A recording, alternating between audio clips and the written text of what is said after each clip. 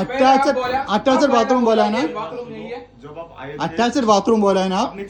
ഈ ഇടുന്ന ഒരു ദിവസം കിടന്നുറങ്ങാൻ വേണ്ടിയിട്ട് റെന്റ് കൊടുത്തെടുത്ത ഒരു റൂമിന്റെ ഡോറിന്റെ ലോക്കാന്ന് പറഞ്ഞാൽ നിങ്ങൾ ആരെങ്കിലും വിശ്വസിക്കുമോ? എന്നാ വിശ്വസിക്കണം. സംഭവം ഞാൻ പറഞ്ഞു. ഡൽഹിയിൽ പൊതുവെ റൂമിനൊക്കെ റേറ്റ് കുറവുള്ള ഒരു ഏരിയ ആണ് റെയിൽവേ സ്റ്റേഷന്റെ അടുത്തുള്ള പാഹർഗഞ്ച് എന്ന് പറഞ്ഞ ഏരിയ. മാർക്കറ്റിലൊക്കെ പോയി കുറച്ച് പർച്ചേസ് ഒക്കെ ചെയ്ത് വന്നപ്പോഴത്തേക്കും ലേറ്റ് ആയി. ഞാൻ ഒരു പ്രാവശ്യം കൂടി ഇങ്ങനെ സ്ട്രീറ്റിൽ കൂടി അന്തം വിട്ടിങ്ങനെ നടക്കുമ്പോഴാണ് ഒരാൾ വന്നിട്ട് 600 റുപ്യക്ക് AC റൂം ഉണ്ടെന്ന് പറഞ്ഞിട്ട് നമ്മളെടുത്ത് വരുന്നത്. എല്ലാ ദിവസവും 500-നും 600-നൊക്കെ നോൺ AC റൂം എടുക്കുന്ന ഞങ്ങള് 600 റുപ്യക്ക് AC എന്ന് കേട്ടപ്പോൾ ചാടി. എവിടെ റൂം എടുക്കാൻ പോയാലും ഫസ്റ്റ് ഒന്ന് റൂം പോയി ചെക്ക് ചെയ്ത് നോക്കലുണ്ട്. പക്ഷെ ഇന്ന് ഞങ്ങൾ നല്ല ടയർഡായിരുന്നു. അതിനെ കൊണ്ട് റൂം ചെക്ക് ചെയ്യാൻ തന്നില്ല.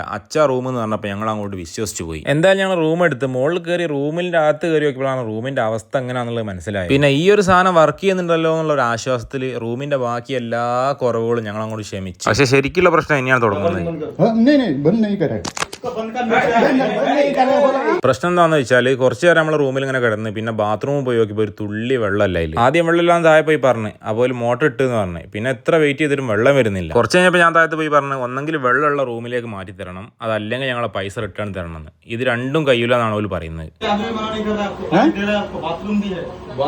बाथरूम है तो क्या फायदा है भाई, पानी नहीं है तो क्या फायदा है।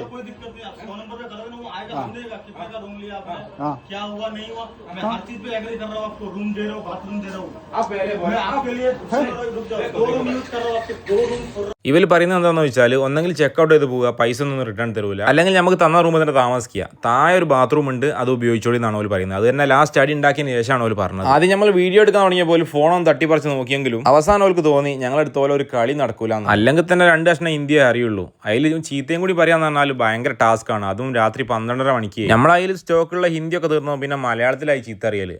ലാസ്റ്റ് എന്തായാലും ഒരു റൂം മാറ്റി തരാൻ സമ്മതിച്ച്. നല്ല ബാത്റൂമിൽ വെള്ളമൊക്കെ ഉള്ള നല്ല വൃത്തിയുള്ള ഒരു വലിപ്പമുള്ള റൂം, നോൺ AC.